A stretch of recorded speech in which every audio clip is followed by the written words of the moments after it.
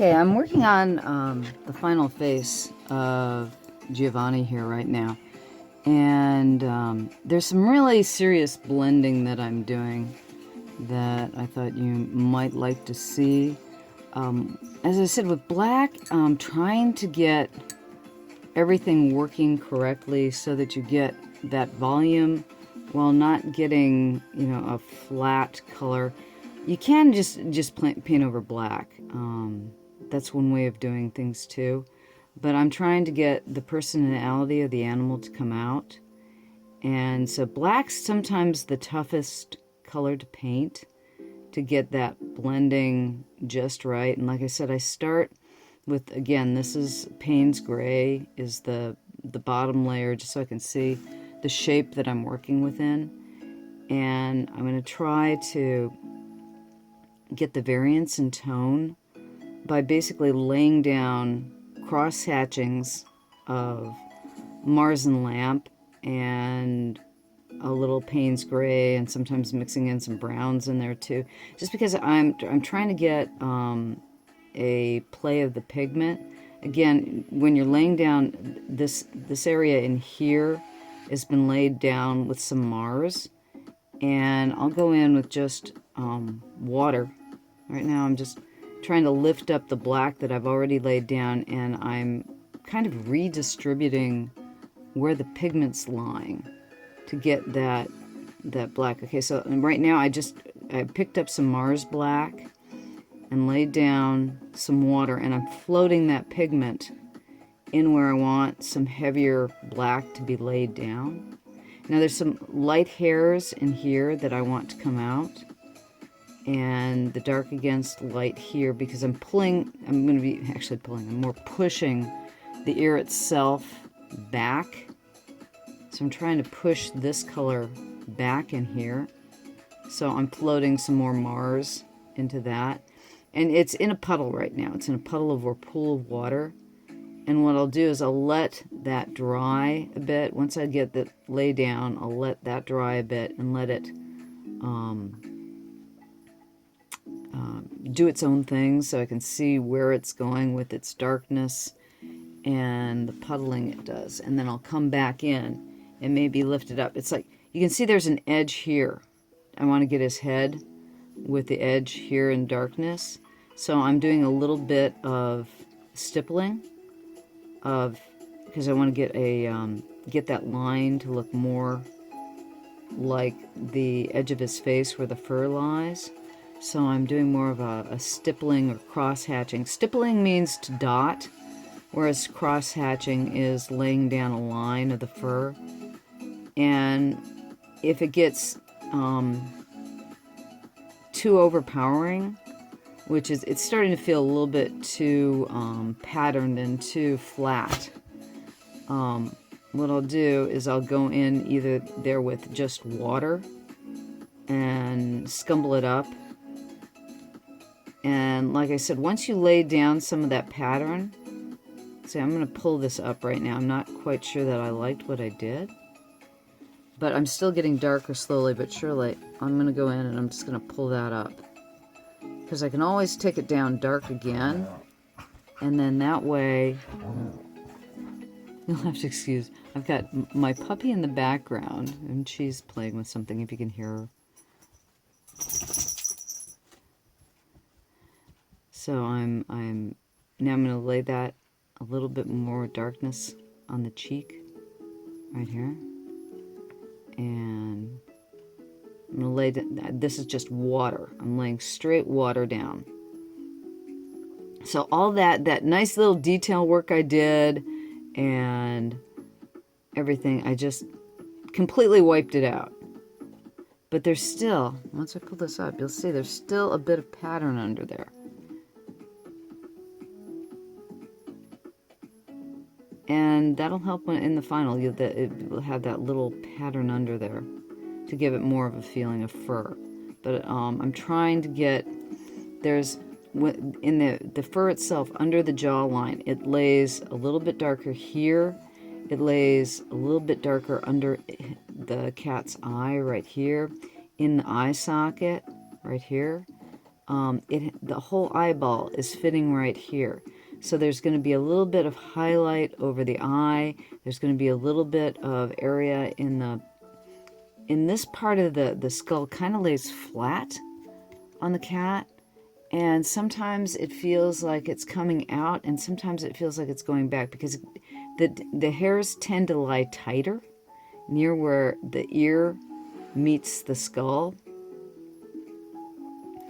So that's kind of debatable. And in Giovani here on the photograph, it goes very black. And again, this is an illusion. Remember, when you're painting in 2 dimensions and you're trying to give the illusion of 3 dimensions, it's a trick. It's a trick of the eye, it's a trick of the light, it's a trick of a photograph. And what you're really seeing is you're seeing a flat image, and your brain's reinterpreting that dark and light to be something that's in the round. So when you're painting in watercolor, it's really tough, because watercolor has a tendency to go to a very flat range of value. It's one of the reasons why oil painting, even though you can do the same type of technique that I'm doing here in watercolor and translate it into oil painting, and it'll have more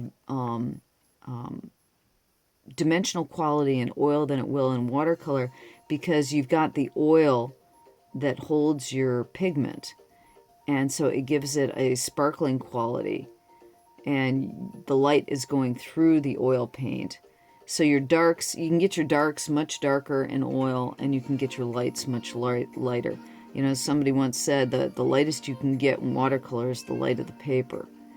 And that's not entirely true, because I will be adding white to the end of this. I'm going to add, the whiskers are going to come out lighter than the paper, because the paper has a little bit of, paper always has a bit of a yellow tone to it. You can't get, even the most bleached white paper is not going to be pure white. So that's why, again, when people are going, okay, I want to do, purest watercolor painting, when they get the white of the paper, well, technically you can go one step whiter if you use white as a color. Again, another, I'm not a purist. There are the purists, and their paintings look different than mine. Everybody's got their own way of applying paint and doing things. And here is one thing that I fully believe about all artwork. Do what you want to do that gets the best results for what you are trying to achieve.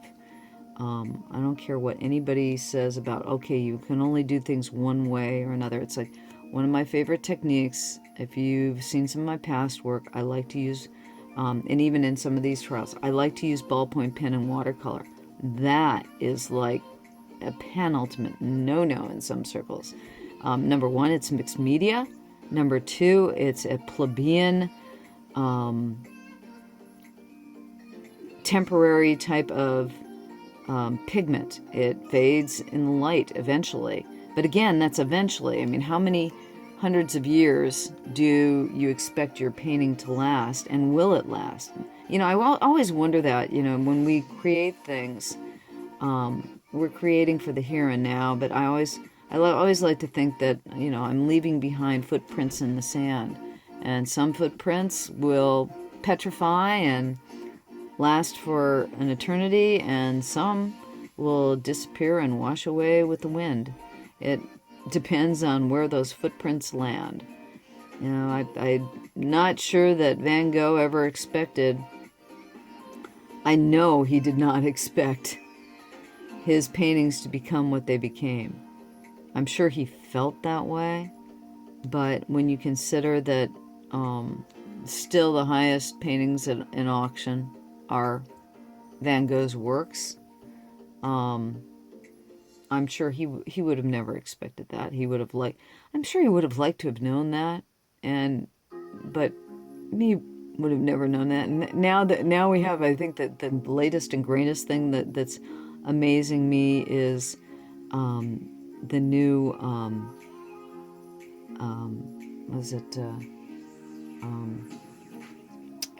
FNTs or fugitive, oh no, NFTs. They're basically digital artwork that have Bitcoin value attached to them.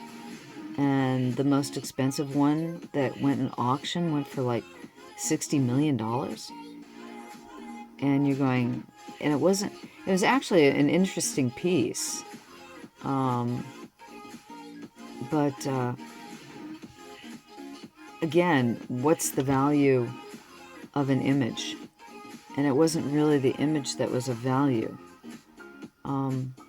So, you know, when I paint something like this, it's a painting of a cat. Giovani has lived a long cat life. It's going to a friend. It's so that when Giovani finally does pass away, she has something that she can remember Giovani by. Not that, you know, her memories of Giovani, from all the antics that I've heard about this cat. He's a pretty wild... He used to attack people from the rafters. He literally would pounce on people from the rafters of... She used to live in an old church, and her house was an old church that had been converted, and this cat would attack people from the rafters. And he was a total scoundrel. And I got to know him in his elder years. And the thing is that the hope is that somebody, after she's gone, will inherit this painting and enjoy it, because it is a painting of an intriguing cat. And it'll look good on their wall. You know, one of the things that I always like to call art is, it's basically wallpaper. Most people, what really I find frustrating about a lot of people is they put artwork on their walls, or they don't put artwork on the walls. I will go into... How many times do you go into a house where there's no artwork on the walls? Or if it is, it's like the stuff you will find at a Ross or a Target, where everybody, you know, it's just pattern. Nothing really important to it. Just basically what I call individual wallpaper. Just something that has no real feeling or personality. It's just there to be... You know, landscape paintings are extremely popular because, what are they? They're just wallpaper. Abstract paintings, I understand, are extremely popular in Europe. And, you know, does it fit the color of my living room? Is the, you know, what's the color of the piece, not what's the subject matter. Who cares what the thing is, as long as it covers up the wall and adds to the environment. And that's what art has become. Maybe that's all art ever was expensive wallpaper. Something to just add color to your wall. And when I do a painting, when I do work, I like to do illustrative work. I like to do things that tell stories or emit emotions, or make people feel... I think the most important thing that I like when I do my work, I like to paint something that'll make somebody smile. I mean, the best thing in the world, I think it's what comedians like too, when they hear laughter. You know, make somebody happy for a moment. You know, when you have a tough day and you come in and there's that one piece of artwork on the wall that really gives you a high and makes you smile. I mean, I don't think you could get anything better than that. And that's kind of when I'm painting. Painting an artwork is my sunshine. It's like, there is nothing better than the joy I feel. It's, you know, a lot of people get this from knitting or crocheting or embroidery. There's something that gives them joy when they're creating something.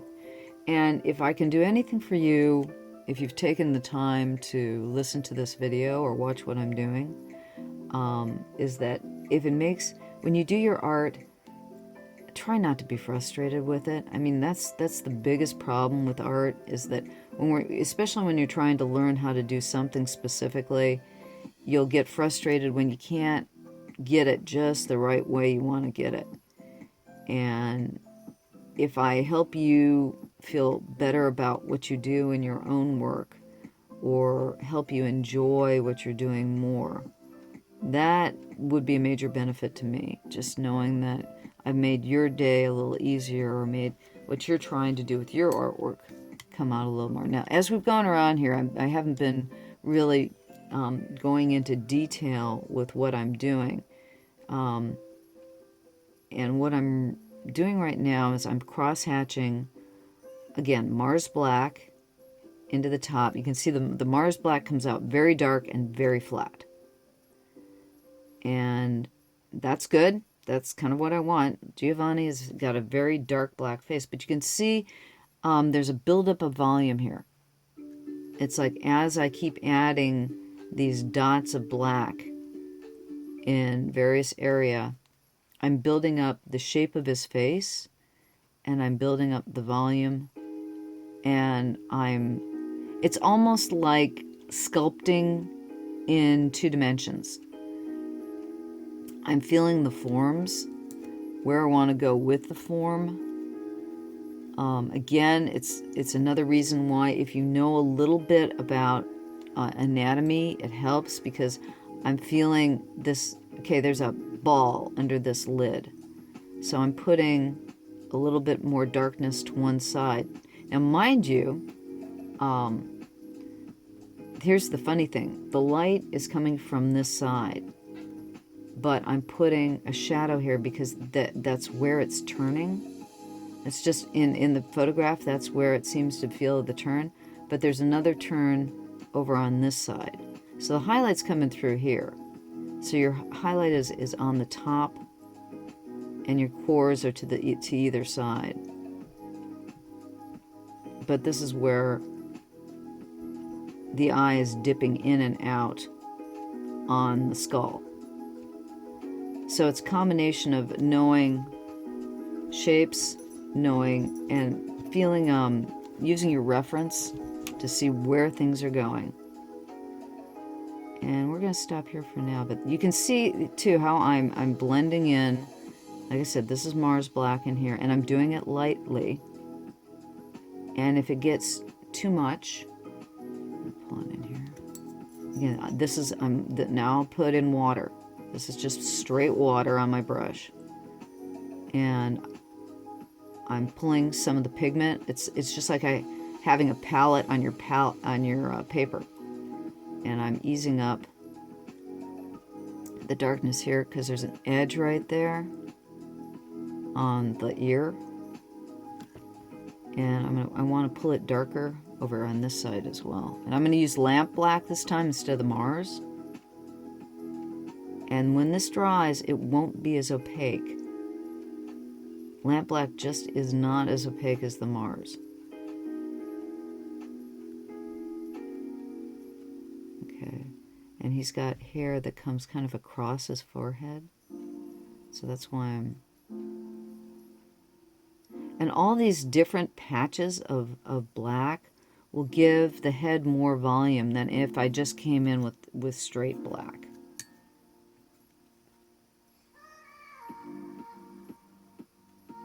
And then he has a bit of a fuzzy face. So you'll notice there's, you can see just a bit of a pencil line here, possibly. I mean, mind you, it might not show on the, but there's a slight pencil line there that I've used for indication. And when I'm done with this entire painting, I may or may not go over it with pencil again. We'll see. If I get really detailed in the painting, I won't need to. But one of the things that the pencil, going in with pencil at the end, just gives, it crisps up the line, it crisps up the outline, it gives some definition in areas where you didn't have as much definition. Now he's got the shadow comes to the edge under here, so I'm putting a little bit of, I'm going back, sorry, and it goes, I'm going in with a light bit of lamp black, and then I'm scumbling up what I just did. So this is in shadow, and it's darker underneath his head than on top. Okay, and that's it for now, and I'll come back a little later with a few more tips before I finish off the piece. Okay, just wanted to show a few last things before I totally finish up Giovani here. You can tell I've taken the painting all the way to the finish. Basically, I put a lot of detail into the fur here. I've taken a lot of these shapes in the background. I kept the background basically abstract. It actually kind of looks a bit candy-esque now. This is let's see if I can get it in the light. So this is the original photograph that I was working off with the color scheme. And I took just pieces of the quilt. I didn't want to take the quilt itself. I didn't want to do the quilt itself. I just wanted to keep the background kind of abstract and interesting, considering Giovani is black and white. And I wanted him to kind of be lost and found in the different shapes in the background. You'll note I didn't finish off his body here. I kept that in Payne's gray and like a simple basic shape, where he's playing off against the detail that I put in the fur and the face and what have you. I actually put most of the major detail into his face here. The one last thing that I am going to do is put the whiskers on all the cats, all of his faces. That's going to take a little bit more time, and it's going to be a little bit of delicate work because doing light whiskers and making them work is always a difficult thing. But I just wanted to show you the finished piece. And so this is Giovani, the scoundrel. Believe it or not, with that candy-like background, and he was a scoundrel of a cat. But I think it'll look really nice once I get it in the frame, and it's totally done. That's it. Again, this is a rather long painting. It probably took me about 5-6 hours altogether, with the original drawing, the and the detailing of each of the cats. That's about it. Thank you for watching the video. I hope I've given you a few little tips and tricks of how to paint black in here. And thanks for watching. Again, my name is Llyn Hunter, Llynhunter. Please subscribe. And like I said, I try to put up at least one of these videos once a week. Thank you very much.